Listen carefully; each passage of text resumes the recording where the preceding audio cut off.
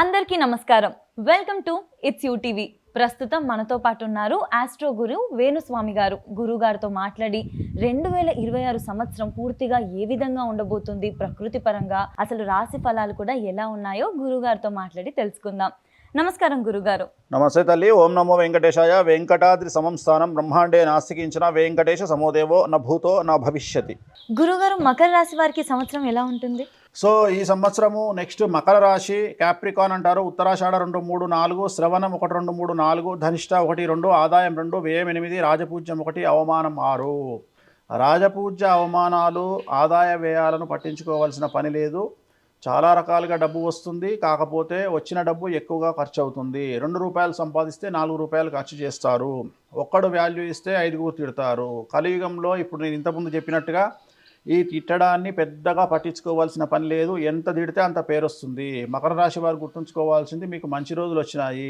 So జనాలు మన డెవలప్మెంట్ను, మనం అభివృద్ధిలోకి వస్తున్నామంటే దాని అర్థం మన మీద ఎవడో రాయేస్తున్నాడు అంటే మనం అభివృద్ధిలోకి వస్తున్నామని అర్థము. సో మకర రాశి వారు అదేవిధంగా ఈ సంవత్సరం విద్యార్థులకు అనుకూలంగా ఉంది. ఉత్తీర్ణత శాతం పెరుగుతుంది.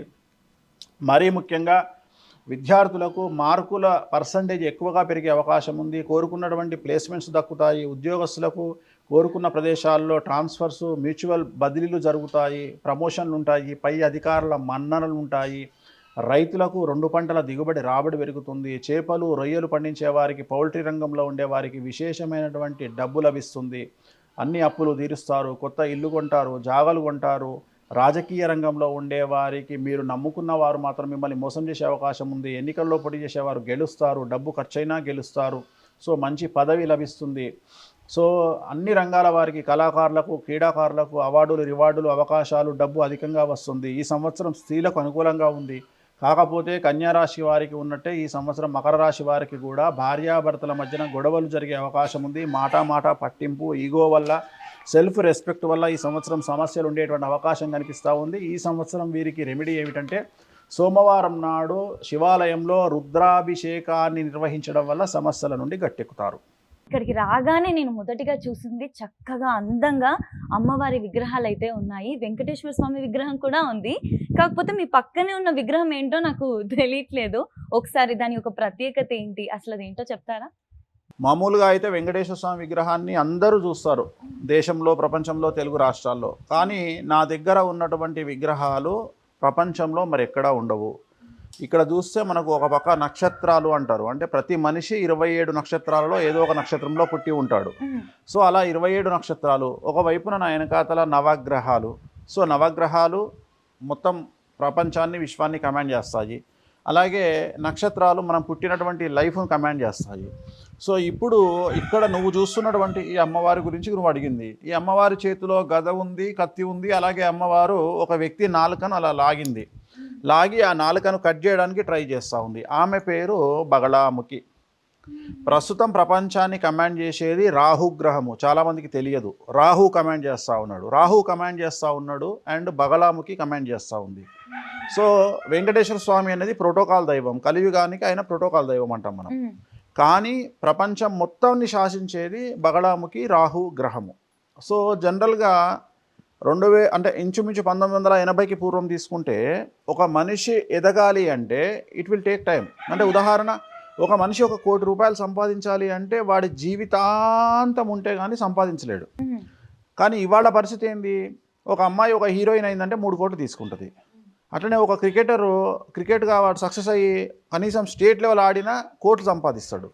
అలాగే అంతెందుకు, ఒక రియల్ ఎస్టేట్ వ్యాపారి 2 మంచి ఎకరాలు అమ్ముకుంటే 50 లక్షల కమిషన్ వస్తుంది.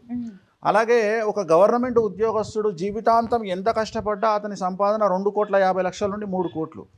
అలాగే లంచాలు తీసుకున్నటువంటి ప్రభుత్వ ఉద్యోగి సంపాదన మొత్తం జీవితాంతం 3 కోట్లు. కానీ ఒక సాఫ్ట్వేర్ రంగంలో పనిచేసే అబ్బాయి కానీ అమ్మాయి కానీ కరెక్ట్గా నెలకు 25 లక్షల చొప్పున అమెరికాలో ఉద్యోగం చేసి సంవత్సరానికి ఆ అమ్మాయి సంపాదన 3 కోట్లు. అంటే దీని అర్థం ఏంది, వీళ్ళు జీవితాంతం సంపాదించే సంపాదన ఆ అమ్మాయి 1 సంవత్సరంలో, ఆ అబ్బాయి 1 సంవత్సరంలో అమెరికాలో సంపాదిస్తున్నాడు. అంటే ఇక్కడ ఎంత లో చూస్తున్నామో అక్కడ ఎంత హై చూస్తున్నాము. సో దీన్ని డిసైడ్ చేసేది మనకు రాహుగ్రహం.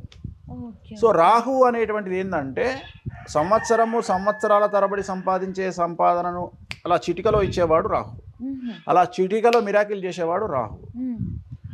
సో ఉదాహరణ తీసుకుందాం, ఇప్పుడు రాజమౌళి ఉన్నాడు. రాజమౌళి తీసే సినిమాకు వేరే వాళ్ళు తీసే సినిమాలు సబ్జెక్ట్ చూసుకుంటే రాజమౌళి కంటే వేరే వాళ్ళు ఇంకొద్ది బాగానే తీస్తారు, కానీ రాజమౌళికి వచ్చిన పేరు వేరే వాళ్ళకి రాదు.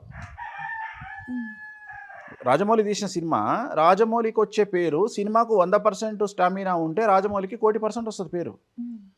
అంటే పబ్లిసిటీ మాట్లాడుతున్నాను. పబ్లిసిటీ ఎక్కడొస్తుంది అంటే ఎక్కడైతే రాహుగ్రహము జాతకంలో ఉచ్చలో ఉంటుందో, ఉదాహరణ రాహుగ్రహం ఉచ్చ అంటే లగ్నంలో కానీ, 2వ ఇంట్లో కానీ, 4వ ఇంట్లో కానీ, 8వ ఇంట్లో కానీ, 10వ ఇంట్లో కానీ, 11వ ఇంట్లో కానీ రాహు ఉంటే వాళ్లకు విపరీత రాజయోగం అంటాం. దాన్నే నీచభంగ రాజయోగం అంటాం. అంటే నెగిటివ్ నుండి పాజిటివ్గా రావడాన్ని రాహుగ్రహం ప్రోత్సహిస్తుంది. సో అలాగే బగలాముఖి ప్రోత్సహిస్తుంది. కలియుగంలో నరదృష్టి ఎక్కువ. ఒక భార్యాభర్త కలిసి కారులో వెళ్తే ఏడ్చి చస్తారు, అట్లనే ఒక సినిమా హిట్ అయితే ఇంకొకళ్ళు ఏడ్చి చస్తారు, అట్లనే మనం కారు కొనుక్కుంటే మన పక్కింటోడు ఏడ్చి చస్తాడు. సో మన జీవితంలో మనం మంచి బట్టలు వేసుకుంటే ఏడ్చి చస్తారు.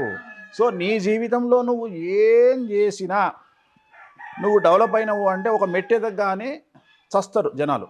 సో ఇది కలియుగ ధర్మం. ఆ ధర్మాన్ని, ఆ ఏడుపును దెబ్బకొట్టేది బగలాముఖి అమ్మవారు.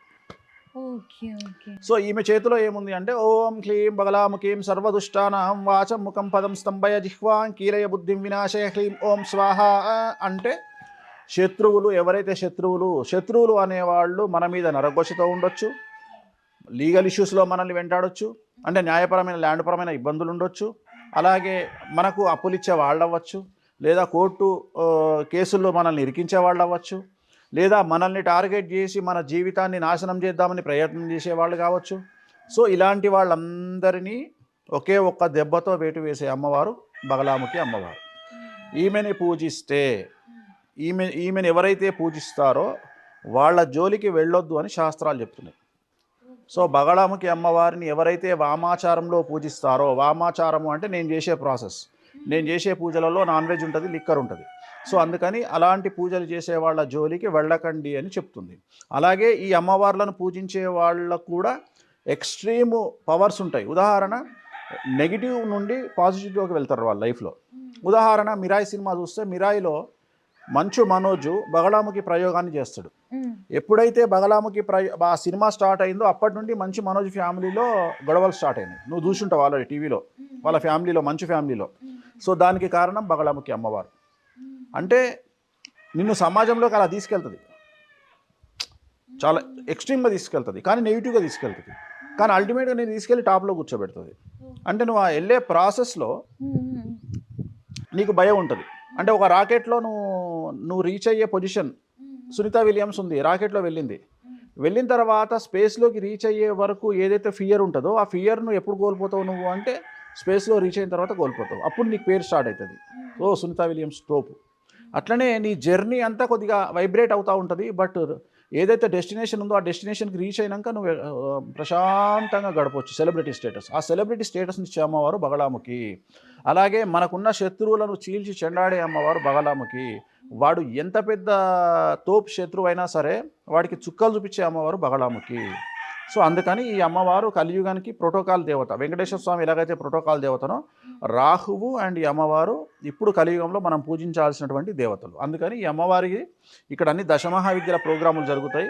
సో ఈ విగ్రహాలు ప్రపంచంలో మరి ఎక్కడా ఉండవు, నా దగ్గర మాత్రమే ఉంటాయి. పంచలోహ విగ్రహాలు ఎక్కడా లేవు ఇవి. సో మన దగ్గర చేసే పూజా కార్యక్రమాల కోసం ఈ విగ్రహాలను తెప్పించడం జరిగింది. ఆమె రాజశ్యామల, ఈమె బగలాముఖి, ఆ పక్కన శ్మశాన కాళి అండ్ శ్మశాన తార. సో ఇవన్నీ ఈ 4 విగ్రహాలు ఇక్కడ మన దగ్గర ఉంటాయి. వీటికి మనం అభిషేకాలు, పూజలు నిర్వహించి యజమానులు ఎవరైతే కోరుకుంటారో వాళ్ళ కోరికలు తీర్చడానికి వీటిని ఉపయోగిస్తాం.